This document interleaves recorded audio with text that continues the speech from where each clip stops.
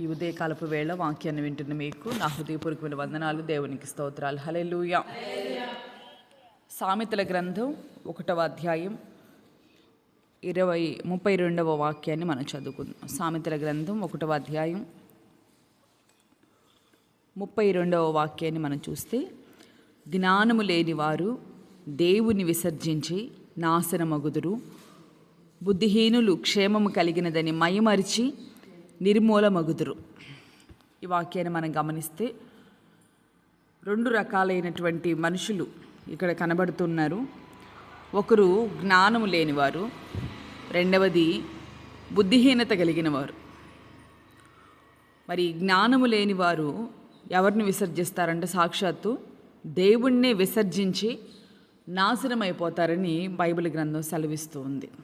కనుక ఈ ఉదయకాలపు వేళ మరి మన వ్యక్తిగత జీవితాలలో మనము నశించిపోవడానికి కొన్ని విషయాలు మన వ్యక్తిగత జీవితాల్లో మన జీవితాల్లో ఎందుకు నాశనం, ఆటంకాలు అవన్నీ కలుగుతున్నాయి, మనల్ని మనం వివేచించుకోవాలి. ప్రత్యేకంగా ఇక్కడ మనం గమనిస్తే ప్రాముఖ్యంగా వీరు జ్ఞానము లేనివారు. ఎలాంటి జ్ఞానం ఇది? దేవుని విసర్జించే అనుభవాలు. జ్ఞానం లేక దేవుని విసర్జిస్తున్నారు.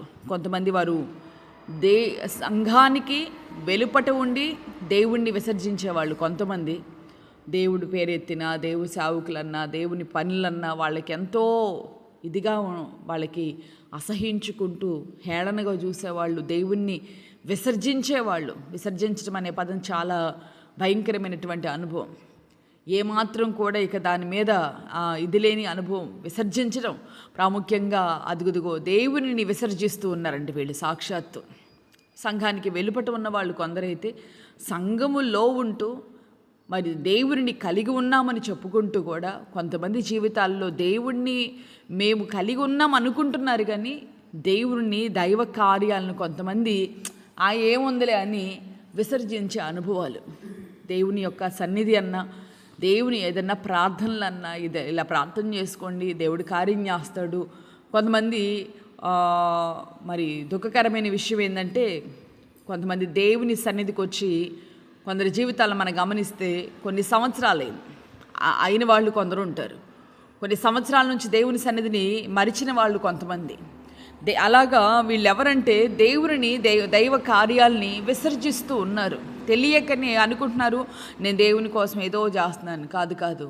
నీ జీవితంలో దేవుని అంటే మనం ఎక్కువగా దేనినైతే ప్రేమిస్తామో మనకి దాని మీద మక్కువ ఉన్నప్పుడు అందుకే అంటారు కదా, మనసు ఉంటే మార్గం ఉంటుందని.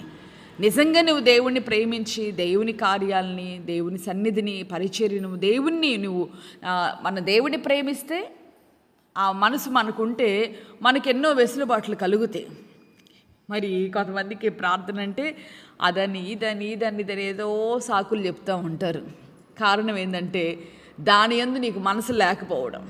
కనుక ఉదయకాలపు వేళ మరి సాక్షాత్తు దేవుని విసర్జించిన అనుభవాలను బట్టి ఇదిగో జ్ఞానం లేక కొంతమంది జీవితాల్లో నాశనాన్ని కొని తెచ్చుకుంటూ నశించిపోతూ ఉంటే మరొక గుంపు అక్కడ మనకు కనబడుతుంది. వీళ్ళెవరంటే బుద్ధిహీనులు. వీళ్ళు ఏం చేస్తున్నారంటే క్షేమము కలిగినదని మైమరచి. ఈ మాట నేను గత రాత్రి రాత్రి సమయంలో వాక్యాన్ని చదువుకుంటున్నప్పుడు ఈ మాట నన్ను ఆకర్షించింది. కనుక ఈ మాటను నాకు ఇచ్చిన ప్రేరేపణలో నేను చెప్తూ ఉన్నాను. మరి ఈ మాట నన్ను చాలా నేను చదువుకునేటప్పుడు. బుద్ధిహీనులు క్షేమము కలిగినదని మైమరచి నిర్మూలము. వాళ్ళేమో దేవుణ్ణి విసర్జించి నాశనం అయితే, వీళ్ళేమో క్షేమం కలిగిందిలే అని మైమరిచి నిర్మూలమవుతున్నారు. ఈ మాట నిజంగా మనం ఆలోచించాలి. ఎందుకంటే మన జీవితాల్లో కూడా ప్రార్థన ఎప్పుడైనా కార్యం చేస్తుంది. కార్యం చేసింది కదా అని కొందరి జీవితాల్లో అది సంతానం కావచ్చు, బిడ్డల వివాహం కావచ్చు, బిడ్డల భవిష్యత్తులో వాళ్ళు స్థిరపడే విధానాలు కావచ్చు. అంటే నెమ్మది లేనప్పుడు మనం ప్రార్థన చేసాం, దేవుడు తప్పనిసరిగా ఆ ప్రార్థనకి దేవుడు సమాధానం ఇస్తాడు. ఆ సమాధానం కలిగినప్పుడు కొందరి జీవితాల్లో క్షేమము కలిగింది కదా అని మైమరచి ఆ మాట నన్ను రాత్రి ఆలోచింపజేసి ఈ మాట చెప్పాలని అనిపించింది ఉదయాన్నే. క్షేమం కలిగింది కదా అని కొంతమంది జీవితాల్లో చిన్న మేలు కలిగితే చాలు క్షేమం కలిగింది బాధలో నుంచి బయటపడ్డాము అని మరచి నిర్మూలమయ్యే దిశగా వాళ్ళు వెళుతున్నారు. వాళ్ళు అనుకుంటున్నారు మాకు ఆ భారం తీరింది కదా అని నెమ్మదిగా ఉన్నాం అనుకుంటున్నారు, కానీ పొరపాటు. మరిచావా నిర్మూలమయ్యేదానికి నువ్వు ఆ మార్గంలో నువ్వు నడుస్తూ ఉన్నావు. నీ మార్గం ఎటు దారి తీస్తుందంటే నిర్మూలమయ్యేదానికి నిన్ను సిద్ధపరచుకుంటూ ఉన్నావు. కనుక ఈ ఉదయకాలాన్ని ఈ మాట వింటున్న మన వ్యక్తిగత జీవితాల్లో ఆ స్థితిలో ఉన్నవారైనా, ఈ వాక్యం వింటున్న మన జీవితాల్లోనే అయినా ఈ మాట మనల్ని దేవుడు దర్శిస్తూ ఉండగా, క్షేమము లేనప్పుడు దేవుని సన్నిధికి నువ్వు ఎలా వచ్చావో, నేను ఎలా దేవుని సన్నిధిని సమీపించాను, ఒక్కసారి మనల్ని మనం వివేచించుకుంటే క్షేమము లేని దినాలను మనం ఎన్నడూ కూడా మర్చిపోకూడదు. క్షేమం లేనప్పుడు మన జీవితాల్లో ఎలాంటి ఇబ్బందులు గుండా, ఎలాంటి అవమానాలు గుండా మనం వెళ్ళామో, మనల్ని ఎంతమంది అవమానించారో, ఎంతమంది నిందించారో.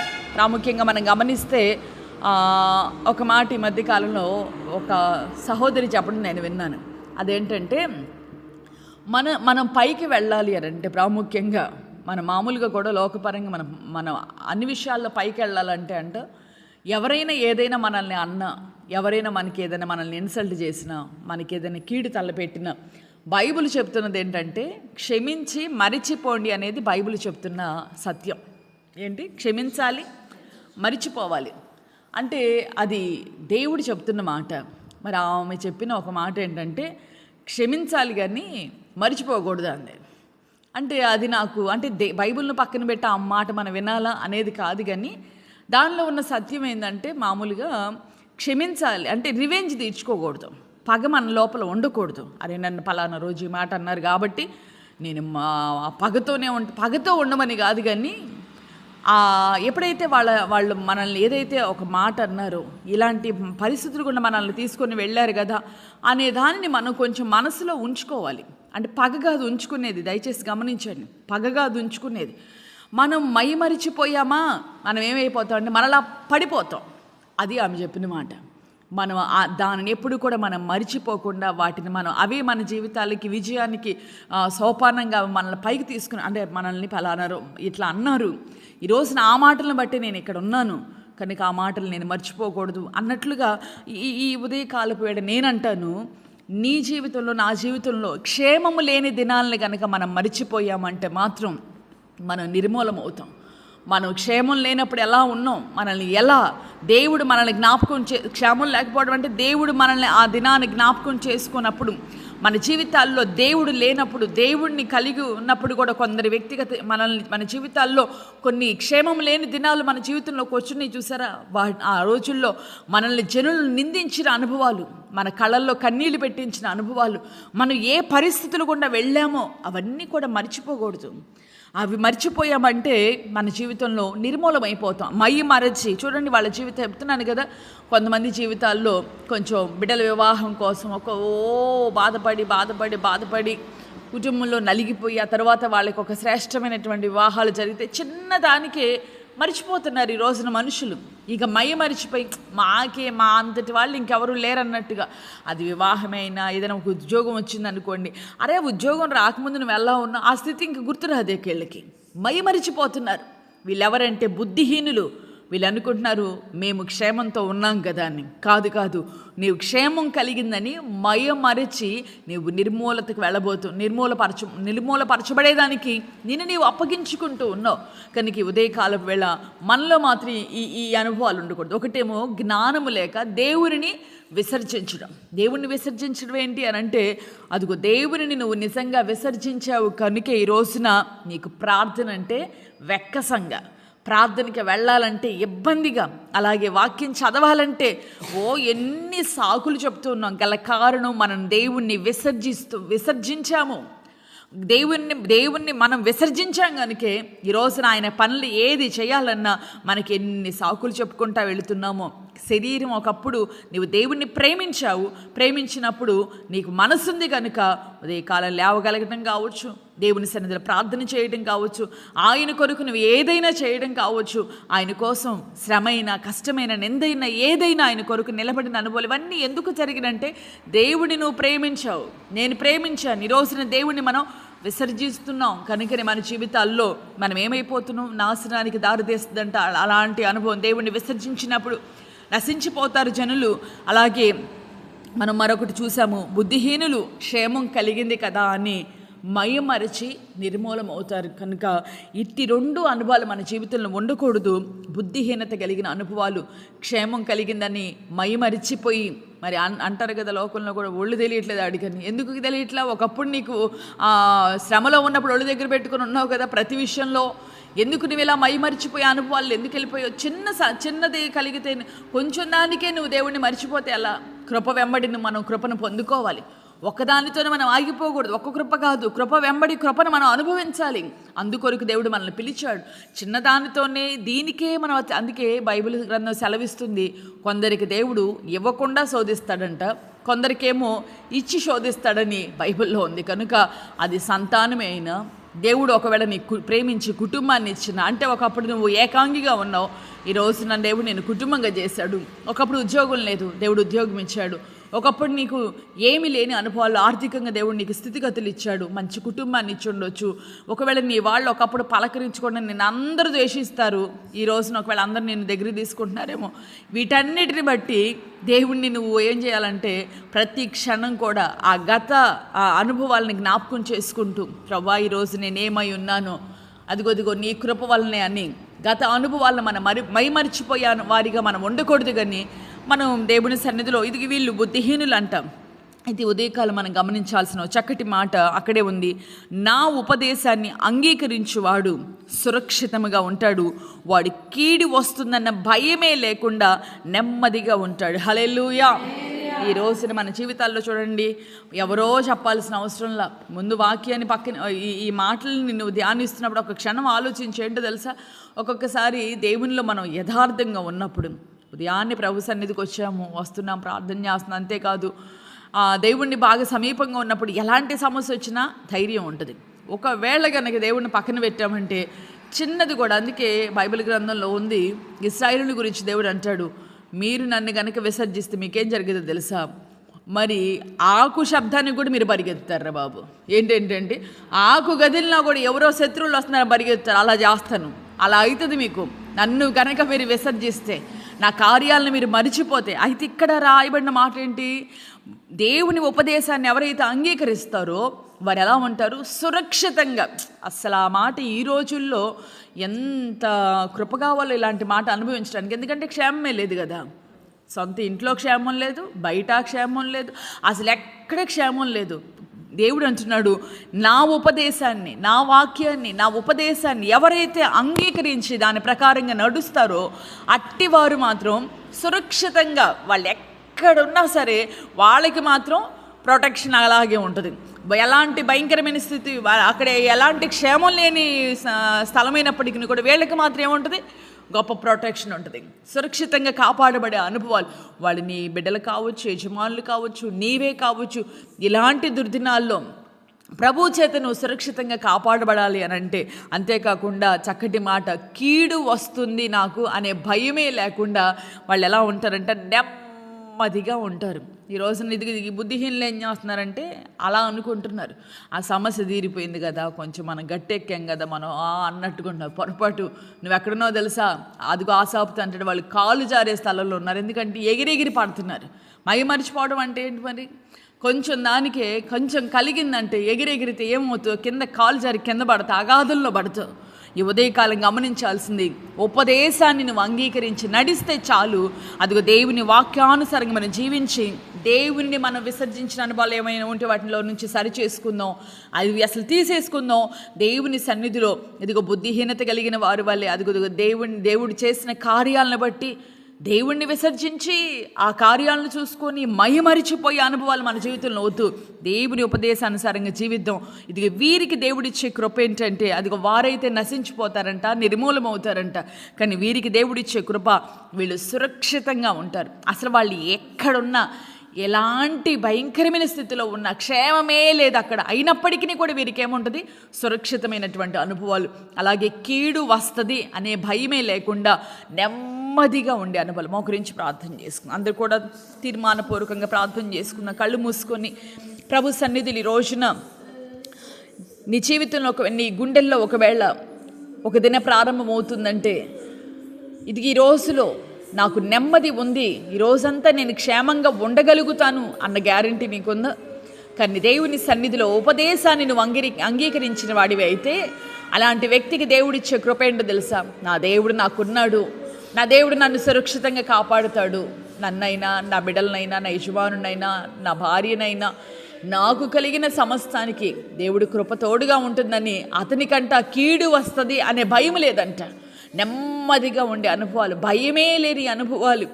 అయితే మనం చూసాము, ఎవరైతే దేవుని విసర్జిస్తారో, ఎవరైతే మరి బుద్ధిహీనులై దేవుడు చేసిన కార్యాలను బట్టి దేవుణ్ణి మరిచిపోయి దేవుణ్ణి విసర్జించి ఆ కార్యాలు అవి ఎప్పుడైతే మేలులు కలిగినాయో ఆ మేళ్లను బట్టి మరిచిపోతూ ఉన్నారంట వీళ్ళు. అలాంటి వాళ్ళకి ఏమవుతుందో బైబిల్లో మనం విన్నాము, వాళ్ళు నిర్మూలం అవుతారని, వారు నశించిపోతారని మనం విన్నాం. వద్దొద్దు, మనకి ఉదయకాలమే అలాంటి అనుభవాలు మనలో వద్దు. ఉదయాన్నే దేవుడు అంటున్నాడు, నువ్వు సురక్షితంగా ఉండాలి, నా బిడ్డ నువ్వు సురక్షితంగా కాపాడబడాలి, అలాగే నువ్వు నెమ్మది కలిగి జీవించాలి, భయమే లేని అనుభవాలు నువ్వు కలిగి ఉండాలి. నిన్ను బట్టి నీ కుటుంబానికి అలాంటి క్షేమం కలగాలని కోరుకున్న తండ్రి ఉదయాన్నే నిన్ను కొంచెం హెచ్చరిస్తూ ఉన్నాడు. బుద్ధిహీనత కలిగి మైమరిచిపోతూ ఉన్నావా? దేవుణ్ణి విసర్జిస్తూ ఉన్నావా? అవన్నీ కూడా విడిచి వాటిని విసర్జించు. దేవుణ్ణి కాదు మనల్ని విసర్జించాల్సింది. ఒకప్పుడు మనం అనుకుంటున్నాం, అరే మనం ఉదయాన్నే ప్రార్థన చేస్తున్నాం కదని. ఒక్క ప్రార్థనే కాదండి, ఈ రోజంతా మనల్ని మనం వివేచించుకుందాం. ఒకప్పుడు దేవుని కోసం బైబిల్ చదవాలంటే గంటల తరబడి చదివాం. ఎలాగైనా సరే, ఒకవేళ గంటల తరబడి కాకపోయినా నీకు అనుకూలతను బట్టి తప్పనిసరిగా నువ్వు బైబిల్ చదివావు. అలాగే చక్కగా పరిచర్య చేసేదానివి, దేవుని సేవను నువ్వు చక్కగా ప్రేమించి ప్రోత్సహించే వ్యక్తివి నువ్వు. అలాగే ఆ దేవుని కొరకు నిందలైన అవమానాలైన దేవుని సన్నిధికి వచ్చే విధానంలో ఎక్కడా కూడా రాజీ పడని అనుభవాల్లో నీ భక్తి నువ్వు కొనసాగిస్తూ వచ్చావు. ఈ రోజున నీ భక్తి ఎలా ఉందో, నా యొక్క పరిచర్య ఎలా ఉందో మనల్ని మనం వివేచించుకుంటే, అక్కడ ఏదైనా ఒకవేళ లోటుపాట్లుంటే ప్రభు చెప్తున్న మాట, నీవు నన్ను విసర్జించావు కనుక నువ్వు సరిచేసుకో. ఎందుకంటే నువ్వు నాశనం అయిపోయే మార్గంలో నువ్వు ఉన్నావు, నిర్మూలం అవ్వకూడదు, నువ్వు క్షేమంగా ఉండాలి. పరిశుద్ధ ప్రేమాస్వరూపి నిత్యాశ్రయ దుర్గమ, ఈ ఉదయకాలపు వేళ మీరు మాకు ఇచ్చిన ఈ చక్కటి మాటను బట్టి మిమ్మల్ని స్తుతిస్తున్నాం. అవునయ్యా, లోకంలో నిన్ను విసర్జించిన వారికి కలిగేదేంటో, అలాగే నీవు మేలు చేసిన తర్వాత ఆ మేలను చూసుకొని మేము మైమరిచిపోతే అయ్యా మేమేమైపోతామో బైబిల్ సెలవిస్తున్న మాట, వారు నశించిపోతారని, నాశనం అయిపోతారని, నిర్మూలమవుతారని ఎంత కఠినమైన మాటలు అక్కడ ఉన్నాయ్యా. కానీ నీ ఉపదేశాన్ని ఎవరైతే అంగీకరించి నీతో సహవాసం కలిగి జీవిస్తారో అట్టి వారికి మీరు సురక్షితంగా వారిని మీరు కాపాడుతారని, అలాంటి వ్యక్తి కీడు వస్తుందన్న భయమే లేకుండా ప్రభా ఇదిగో నెమ్మదిగా బ్రతుకుతాడని ఎంత చక్కటి మాటలు మీరు మాకు తెలియజేశారయ్యా. ఈ రోజున ప్రభా ఎటు నుంచి కీడు వస్తుందోనని, ఎటు నుండి ఏం కలుగుతుందోనని భయము కలగడానికి గల కారణం ఎక్కడో మేము మిమ్మల్ని విసర్జించామయ్యా, ఎక్కడో మరిచిపోయి, అవును ప్రభా, ఒళ్ళు తెలియక నీవు చేసినటువంటి మేళ్లను బట్టి, నీవు మాకిచ్చిన క్షేమ స్థితిని బట్టి నాయన, క్షేమము లేని దినాలను మరిచామయ్యా. క్షేమము లేని దినాల్లో మేము ఎలా నీ యొద్దకు వచ్చామో, ఎలా నీ సన్నిధిలో కన్నీళ్లు విడిచి ఈ రోజున ఆ క్షేమాన్ని మేము అనుభవించాము, మరిచిన అనుభవాలను బట్టే మా జీవితాల్లోనికి భయము ప్రవేశించిందని, మా జీవితాల్లో కలవరాలు ప్రవేశిస్తూ ఉన్నాయని మాతో స్పష్టంగా మీరు మాట్లాడారయ్యా. అయ్యా, నూతన పరుచుకుంటున్నామయ్యా, శుద్ధి చేసుకోవడానికి ఇష్టపడుతున్నాం, మమ్మల్ని శుద్ధి చేయండి అయ్యా. ఈ ఉదయకాలపు వేళ మీరు మాతో మాట్లాడి మమ్మల్ని బలపరిచిన విధానాన్ని బట్టి మమ్మల్ని సరిచేశారయ్యా. అందుకొరకు స్తోత్రం నాయన. మేము ఎలా ఉండాలని మీరు ఆశిస్తున్నారంటే, మేము క్షేమంగా ఉండాలని, మేము నెమ్మదిగా ఉండాలని అయ్యా. నెమ్మది లేని ఈ దినాల్లో నీ బిడ్డలుగా మేము నెమ్మది కలిగి జీవించాలని మా యందు ఒక తండ్రిగా మమ్మల్ని ఎంతగా మీరు ప్రేమిస్తూ ఉన్నారు కనుక నాయన, మీ యొక్క చిత్తాన్ని మేము చేయడానికి అప్పగించుకుంటున్నామయ్యా. ఈ ప్రార్థనలు ఏకీభవించిన బిడ్డలందరినీ కూడా మీరు దీవించండి, అలాంటి క్షేమస్థితి వీరికి కలుగు చేయండి. అలాగునే తండ్రి, పెళ్లి రోజు కానీ పుట్టినరోజు కానీ ఉంటే వారిని మీరు నిండారులుగా దీవించి ఈ యొక్క సంవత్సరం వారికి అత్యధికమైన ఆశీర్వాదాన్ని కలుగు చేయమని, క్షేమంతో కప్పమని యేసు నామములు అడిగి వేడుకొనుచు ఉన్నాను తండ్రి, ఆమేన్. దేవుడు నిశ్చయంగా ఈ దినమంతా మీకు తోడై ఉండి సురక్షితంగా ప్రభు చేత కాపాడబడుతూ కీడు వస్తుందన్న భయం లేకుండా ప్రభువులో నెమ్మది కలిగి మీరు జీవించుదురుగాక. ఆమేన్.